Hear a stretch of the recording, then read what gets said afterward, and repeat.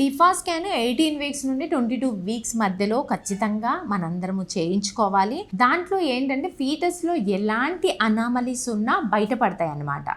So heart లోపల ఏదైనా చిన్న హోల్స్ ఉన్నా కానీ, లంగ్స్లో ఏదైనా ప్రాబ్లం ఉన్నా, కిడ్నీస్ సరిగా డెవలప్మెంట్ కాకున్నా, లివర్లో డెవలప్మెంట్ సరిగా లేకపోయినా, బేబీ బయట స్ట్రక్చర్ కాకుండా ఇంటర్నల్గా బేబీ లోపల టార్గెటెడ్ స్ట్రక్చర్స్ అన్నమాట. దాన్ని టిఫా అని అంటాము, అనామలీ స్కాన్ అని అంటాము. సో లోపల ఇంటర్నల్గా బేబీ లోపలికి వెళ్ళిపోయి స్కాన్ చేయడాన్ని టిఫా స్కాన్ అని అంటాం. మామూలుగా గ్రోత్ స్కాన్ కానీ, ఎర్లీ ప్రెగ్నెన్సీ స్కాన్లో కానీ ఏం చూస్తాము, బేబీ ఎలా పెరుగుతుంది, వాటర్ లెవెల్ ఎలా ఉంది, గ్రోత్ ఎలా ఉంది, ఇవి చెక్ చేస్తాము.